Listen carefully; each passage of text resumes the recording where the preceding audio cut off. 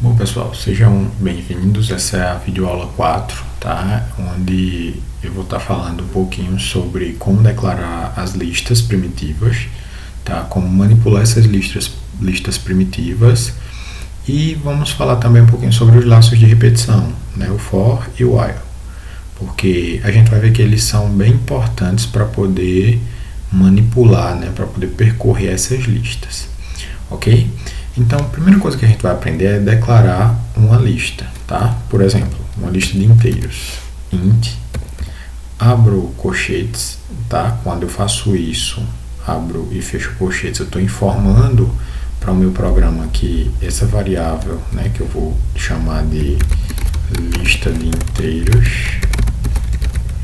que ela vai ser uma lista, tá? Então, o colchete aqui é que vai determinar que essa minha variável será do tipo lista, igual, aí coloco new, esse new aqui, quando eu faço digito a palavra-chave new, ele reserva para mim um espaço de memória para essa variável aqui, tá?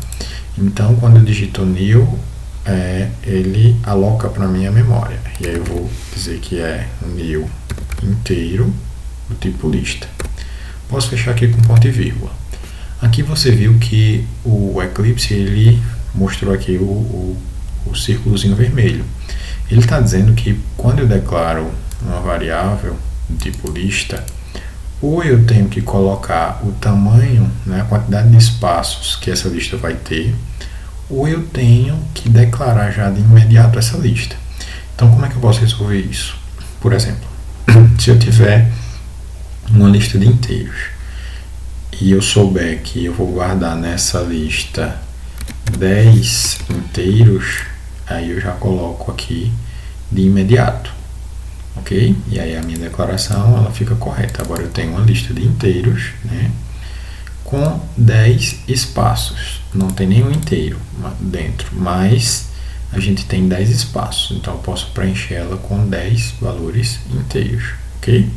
Como é que eu faria esse preenchimento? Eu poderia fazer lista de inteiro na posição 0, tá? Porque em Java o índice começa em 0, então o primeiro elemento ele tem um índice 0.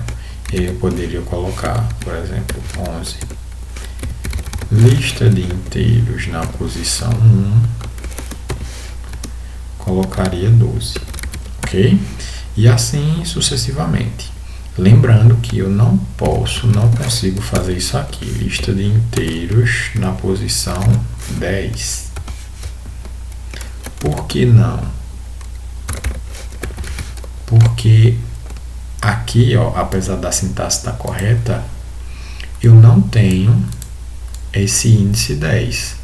Se o índice começa com 0 e eu tenho 10 elementos na minha lista, ele só vai de 0 até 9 e não até 10, ok? Quer ver? Vamos fazer um teste. Eu vou tentar colocar, eu tenho uma lista com 10 espaços, vou colocar o elemento no espaço 0, né, no índice 0, um elemento no índice 1 e vou tentar colocar o 90 aqui no índice 10. Então, quando a gente executa, ele vai me dizer, ó, vai gerar um código de erro e vai dizer que eu não tenho, né, esse índice 10, ok? Ele diz que eu não tenho, né, que extrapola o tamanho da minha lista, do meu vetor. Então, eu tenho que colocar aqui o índice 9. Pronto, aqui ele não fez nada, ok? Não deu erro, ok? O programa não fez nada porque a gente não pediu para ele imprimir nada, né? Ele só colocou os valores dentro da lista de inteiros, ok? Eu também posso declarar essa lista de inteiros já com os valores, e aí eu não vou precisar informar aqui a quantidade de valores que tem. Por exemplo, eu posso colocar dentro já o 2, 3, 4, 5, 6 e 7, tá? Vou colocar um ali, só para a gente ficar... Pronto, 1, 2, 3, 4, 5, 6 e 7. Então, eu já tenho aqui uma lista de inteiros preenchida. Vocês viram que eu não precisei informar aqui a quantidade de espaços que vai ter dentro da minha lista, tá? Então, nesse caso aqui, essa quantidade do tamanho da lista ele vai ser dispensado, não precisa colocar, ok? Como é que eu faço para acessar os elementos da minha lista? Para acessar, eu vou colocar aqui para ele imprimir o, sei lá, segundo elemento da lista, tá? Então, vou pegar aqui minha lista de inteiro. Vou pegar o segundo elemento aqui da minha lista é o índice 1. Lembra que começa do 0 e depois 1, ok? Então, ele deve exibir para mim 1, 2. Olha lá, saída do terminal, deu 2. Como é que eu coloco, né, ou substituo um elemento dentro dessa lista minha? Eu posso dizer simplesmente que a lista de inteiro, na posição, vou tentar substituir lá o número 1, né, que é o primeiro elemento, é o índice 0. Vai receber agora o valor 10. Então aqui, se eu imprimir agora a minha lista de inteiros, na posição 0, eu não tenho mais o número 1, eu tenho o número 10, porque foi o que eu coloquei dentro da minha lista de inteiros. Deixa eu só comentar aqui para a gente ter um resultado mais enxuto. 10, pronto, é o que está na posição 0 da minha lista de inteiros, ok? Mas para perguntar, tá, mas como é que eu faço para percorrer toda a lista, né? Para exibir toda a lista ou para manipular valores dentro dessa lista? Para isso, a gente tem que utilizar os laços de repetição, tá? O primeiro laço de repetição que a gente vai aprender é o for. O for, ele tem no seu interior alguns comandos, né, que vão ser importantes para a execução desse laço de repetição. Então, o primeiro comando que eu coloco aqui é a declaração de uma variável, tá? Que por convenção, geralmente a gente começa com i. Se você precisar usar um laço dentro do outro laço, a gente obviamente tem que mudar essas variáveis, mas convenciona-se utilizar o i. Então, eu digo que para inteiro i igual a 0, i menor do que lista de inteiros ponto length, tá? Length, que é justamente no sentido literal da palavra é comprimento, tá? E eu coloco aqui um i mais, ok? Abro chaves, fecho chaves, ok? Então aqui essa é a estrutura de um laço de repetição. E aí eu tenho a declaração de uma variável que só vai ser utilizada aqui dentro do laço for, tá? Então o i ele deve ser utilizado aqui dentro do laço for. Eu tenho aqui uma condição para manter o meu laço funcionando. Então a condição para manter o meu laço executando é i ser menor do que lista de inteiros ponto length, tá? Que é justamente o comprimento. Então enquanto aqui o meu i for menor do que o tamanho da minha lista, ele vai ficar executando o laço, ok? E aí eu tenho que incrementar esse i, por isso eu coloco esse i mais. Esse i mais me diz que a cada volta do laço, o i ele vai receber mais 1, ele vai ser incrementado. Então na primeira volta o i é 0. Então, depois que executou a primeira volta, ele vai fazer uma outra volta, mas agora ele vai adicionar o 1 a esse 0. E aí, ele vai adicionar, a cada volta ele vai adicionar mais 1 ao valor de i. E aí, o i ele vai variar de 0, né, que é o valor original, até o tamanho da lista menos 1, né? Porque a gente viu que o tamanho mesmo da lista ele não pode ser um índice, né? Então ele vai variar aí dentro desse intervalo.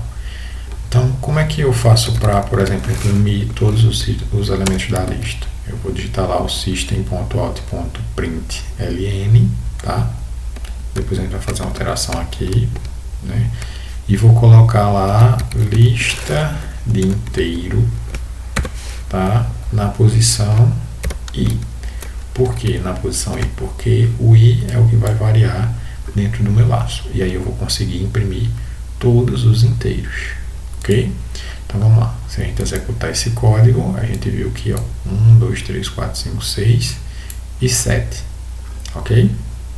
Se a gente quisesse imprimir esses valores aqui na horizontal, ao invés de usar println, a gente poderia usar apenas o print, tá?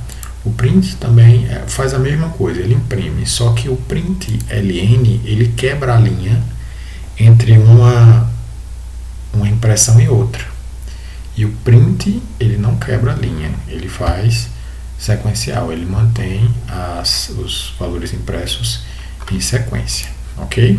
Então, quando a gente faz isso, vocês vão ver que ele imprimiu agora 1, 2, 3, 4, 5, 6, 7, né, na horizontal, ok? Se a gente quisesse, poderia utilizar aqui uma vírgula. E aí a vírgula separaria os valores da lista, ok? Tem uma vírgula, inevitavelmente aqui na situação ela vai ser impressa por último, mas se você quisesse, e a título de sugestão, você pode usar aí a condição de if, né, para poder não exibir essa última vírgula, né? Fica aí a título de exercício para vocês, ok? Além do laço for, a gente também pode percorrer essa lista de inteiros com o while. Okay? O while também é um laço de repetição. Só que o while, ele, por exemplo, se você quiser fazer um contador aqui, uma variável para estar contando a quantidade de repetições, e você vai ter que declarar ela do lado de fora, ok? Então a gente tem que botar aqui, por exemplo, um inteiro com nome contador. Vai começar em 0. Aqui no while, dentro dos parênteses, eu posso usar enquanto o contador for menor do que lista de inteiros ponto length ponto comprimento, ele vai fazer alguma atividade, ok? Por exemplo, a gente pode imprimir isso aqui, ok? Só que ao invés de ter o índice i, como tinha lá no for, agora o meu índice vai ser o contador. O contador, ok? Então ele vai, enquanto o contador for menor do que minha lista de inteiros, né, o comprimento da minha lista de inteiros, faça a impressão da minha lista de inteiros na posição contador. Tenham cuidado com isso, porque se você esquecer de incrementar o contador aqui, o contador nunca vai sair de 0. E aí você vai imprimir indefinidamente o 0, até que você interrompa o programa aqui nesse botãozinho vermelho, tá? Se a gente esquece de colocar contador mais, que é para incrementar o contador a cada vez que o laço correr, a gente vai entrar em um loop infinito, tá? E aí esse loop infinito ele vai ter que ser interrompido com a finalização do programa, ok? Ele não tem como sair. Você já deve ter percebido em outras aulas, ou até por curiosidade, se você entrou em um loop infinito, você vai ter que interromper ele manualmente, né? Se tua IDE ela não tiver essa opção, tu vai ter que reiniciar o computador, ele vai travar, e aí é uma situação chata, né? Em que a gente perde tempo, né? E acaba ficando meio desanimado até achar o erro. Então vamos ver lá, né? Então comentei aqui o meu for, tá? E a gente vai testar a exibição da lista com o while. Vou executar, pronto. Vocês viram que ele fez aqui o mesmo efeito do for, ok? Então vai ter situações onde você vai se sentir mais confortável usando o laço for, E vai ter situações, né, que você vai se sentir mais confortável usando o laço while, ok? Então os dois eles te dão essa opção de percorrer uma lista, certo? Aqui também é importante salientar que a gente não percorre a lista só para exibir os valores, né? A gente pode percorrer uma lista, por exemplo, para alterar os valores, né? Então imagine lá que tua lista ela precisasse ser zerada, os valores da lista precisassem estar todos como zero. Então eu poderia simplesmente colocar dentro do meu while, botar aqui lista de inteiros na posição contador, poderia colocar essa lista, esse valor em cada posição do contador para receber zero. Ok? E aí a minha lista, ao invés de ter essa sequência numérica, ia ser uma lista de zeros, né? Então vou colocar aqui os zeros na lista, né? E vou colocar aqui embaixo o for para imprimir a lista que a gente vai acabar de alterar, ok? Então vejam só, foi o que eu fiz aqui. Tinha uma lista inicial de inteiros com esses valores, ok? Usei um laço while para poder percorrer ela e para jogar em cada uma das posições da lista o valor zero. Então agora minha lista de inteiros, ao invés de ter esse valor original, ela vai ser uma lista cheia de valores zero, ok? Vamos executar, pronto, viram? A gente conseguiu aqui colocar o valor zero na lista. Vocês vão ver que tem diversos algoritmos para que a gente manipule essas listas. Tem algoritmos para inverter, para ordenar, para fazer buscas dentro de uma lista, ok? Então a gente tem uma diversidade muito grande de coisas que dá para fazer com as listas, né? A gente tratou também aqui apenas de lista de inteiros, mas a gente tem lista de qualquer tipo de objeto. Por exemplo, a gente poderia ter uma lista de char, ok? Que aí ela seria declarada da mesma forma da lista de inteiros, ok? Poderia ser inclusive declarada também utilizando o preenchimento direto aqui, A, B, C e assim sucessivamente. Poderíamos ter uma lista de palavras, tá? String palavras é igual a new string,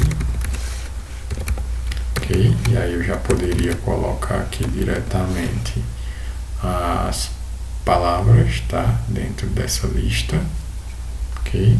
E aí lembrando que palavra tem que ser com aspas duplas, certo?